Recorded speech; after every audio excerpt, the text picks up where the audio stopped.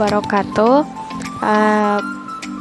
Makalah yang saya akan presentasi pertama tentang komunikasi dan korespondensi.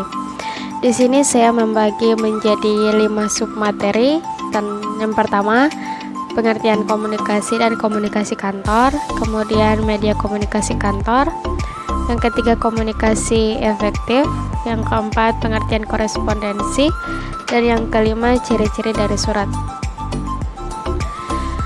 Masuk yang pertama, yakni pengertian komunikasi.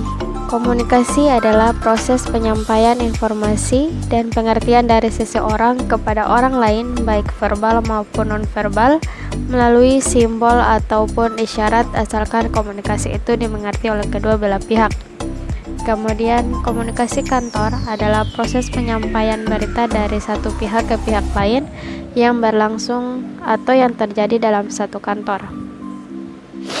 Kemudian yang kedua itu media komunikasi kantor, terbagi atas 4, yakni surat, yang kedua telepon, ketiga telex atau teleprinter exchange, dan faksimiles. Yang ketiga komunikasi efektif. Di sini Wirianto menegaskan bahwa komunikasi dikatakan efektif apabila pesan yang disampaikan oleh komunikator mendapatkan feedback dari yang diajak berkomunikasi dan juga dapat menghasilkan efek-efek atau perubahan-perubahan sebagaimana seperti perubahan sikap dan perilaku. Kemudian pengertian dari korespondensi itu adalah istilah umum yang merujuk kepada aktivitas penyampaian maksud melalui surat dari satu pihak ke pihak lain. Sedangkan surat merupakan salah satu media komunikasi tertulis yang digunakan untuk menyampaikan informasi.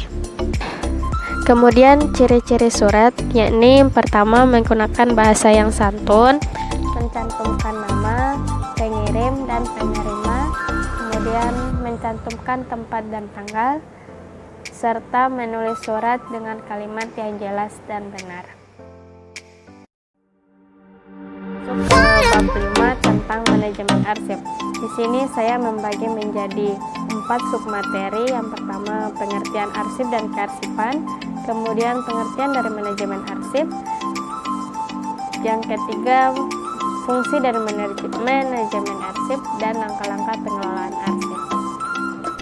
Next, pengertian dari arsip menurut Agus Sugiyorto adalah kumpulan dokumen yang disimpan secara teratur, berencana, karena mempunyai suatu kegunaan agar setiap kali diperlukan dapat cepat ditemukan kembali.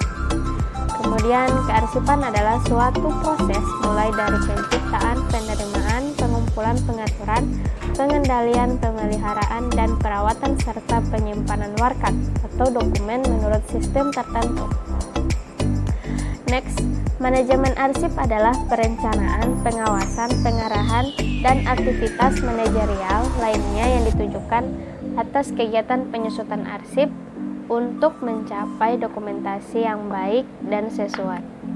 Manajemen kearsipan memiliki fungsi untuk menjaga keseimbangan arsip dalam segi penciptaan, pencatatan, pemindahan, dan pemusnahan arsip. Next, langkah-langkah pengelolaan arsip di sini terbagi menjadi 6. Yang pertama, mengumpulkan seluruh arsip. Yang kedua, menyiangi arsip. Yang ketiga, memilih arsip. Yang keempat, menyatukan file. Yang kelima, memasukkan file menjadi folder arsip. Dan yang terakhir, mencatat atau membuat daftar arsip.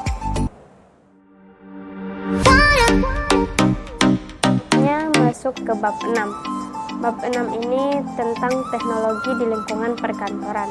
Di sini saya membagi menjadi 4 submateri juga. Yang pertama, pengertian dari teknologi itu sendiri. Yang kedua, pengertian dari teknologi informasi. Yang ketiga, fungsi teknologi informasi. Dan yang terakhir, pengaruh teknologi informasi untuk perkantoran. Langsung saja masuk ke pengertian teknologi itu sendiri, yakni keseluruhan sarana untuk menyediakan barang yang dibutuhkan untuk kelangsungan hidup dan kenyamanan hidup manusia. Yang kedua, pengertian dari teknologi informasi adalah segala bentuk teknologi yang diterapkan untuk memproses dan mengirimkan informasi dalam bentuk elektronik. Yang ketiga, fungsi teknologi informasi di sini terbagi menjadi 5, yakni fungsi capture, yang kedua fungsi processing, yang ketiga fungsi generation, yang keempat fungsi stroke and retrieval, dan yang kelima fungsi transmission. Masuk ke submateri yang terakhir tentang pengaruh teknologi informasi untuk perkantoran. Di sini saya mendapatkan 2 dampak. Yang pertama dampak positif, yaitu meningkatkan mutu dan kualitas tenaga kerja, prosedur kerja menjadi mudah dan lancar, hasil kerja yang meningkat dan mempunyai kualitas yang tinggi, serta dampak negatifnya, sulit mencari tenaga kerja dan skill tertentu, menambah pengangguran, serta pemeliharaan mesin yang kurang baik sehingga menimbulkan pemborosan.